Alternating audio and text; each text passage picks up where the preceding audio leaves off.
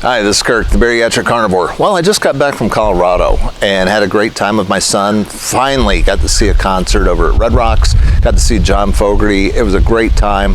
But what was striking to me when you're over in Colorado is they have half the rate of obesity there than we do in the rest of the country.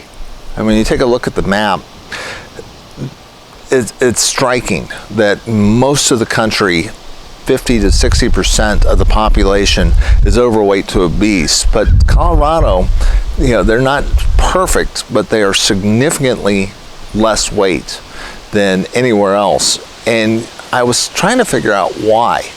So I started poking around on some different websites as to why there's this difference. And there's a lot of different theories out there. One of them is the geography, that because of where it is and because it's at elevation, people are exposed to more UV light, and therefore they're getting more vitamin D because of that. Okay, that may be a thing that's happening, but the problem with vitamin D to me is I never can be sure if the vitamin D level is high because people are metabolically healthy, or is it and basically that's just a result of good metabolic health, or does the higher vitamin D level lead to better metabolic health, and we're not sure which causes which. So that's maybe a reason. Could be that because the population's fairly young, they don't have a large number of people of darker skin that, like in places like Louisiana and Mississippi, where half the population definitely has dark melatonin, which makes it difficult for people to create vitamin D in those areas. But over there in Colorado, that is not as much of an issue. So I'm not sure, if the vitamin D makes a difference. It could be because the climate is pretty darn consistent and it allows people to be more active and outdoors.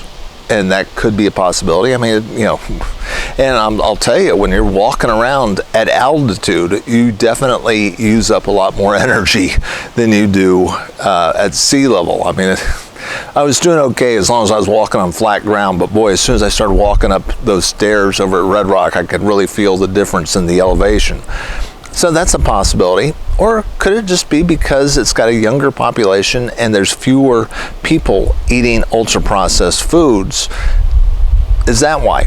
Because you can't say it's because they're all carnivores over there, because there's a lot of vegetarian restaurants and a lot of people that eat, vegetable based. But are they eating ultra-processed stuff?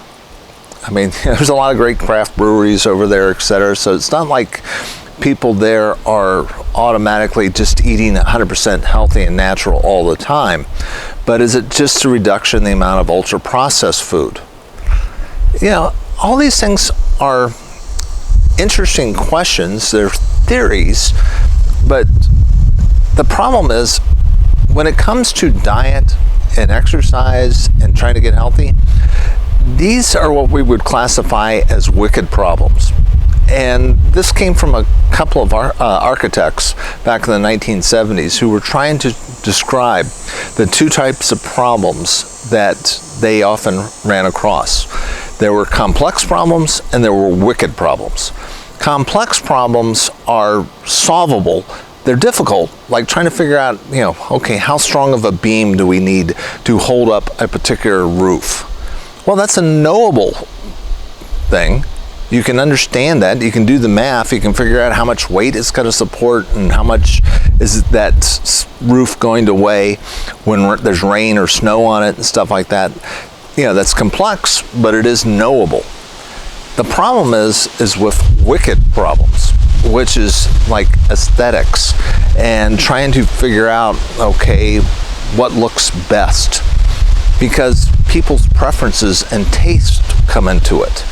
And when you're trying to create a one-size-fits-all dietary solution or activity solution for folks, that is a wicked problem, because there's lots of variation. There are people that want a plant-based solution. There are people that want a meat-based solution. There's different exercise approaches, people that want to do nothing but cardio, other people that really want to push weight training, and preference comes into play. But when it comes to health and diet, the one thing I think we can all agree on is the ultra-processed food is really what the big danger is, but that's the most heavily subsidized stuff of all. This is where your tax dollars come into play. You are subsidizing all the basic ingredients of ultra-processed food, and as a result, it's ridiculously cheap with very high profit margins. And as a result, that's what's being pushed on you, because it's convenient, it's delicious, it is designed to be addictive, and it's really tough to end your relationship with ultra-processed food. But when you're looking at this thing from a perspective of what is complex and what is wicked in trying to solve this problem, getting rid of the ultra-processed food is the complex part of the issue. That part I think we can all agree on, that you need to be looking at food labels, and when you see more than 6 of them on the package and you can't pronounce half of them, that's probably an ultra-processed food that is not going to be good for your health. This is something that was engineered and built in a factory to addict you, not to nourish you. So in this fight for our health, I just want you to realize that you really are on your own, and it is difficult to figure this out. Some of the problems that we're going to be trying to solve are really wicked problems disguised as complex issues.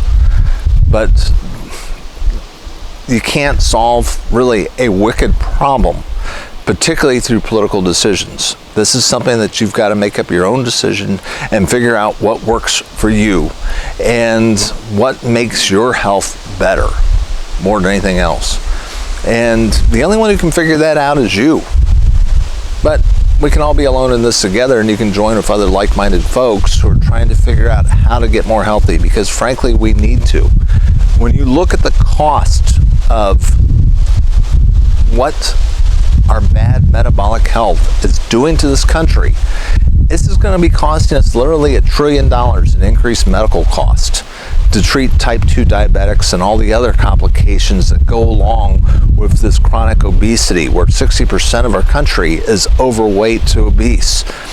It's a national security issue. We cannot get an army to fight a major war because 70% of the people that we need that are of that age are ineligible because of physical reasons.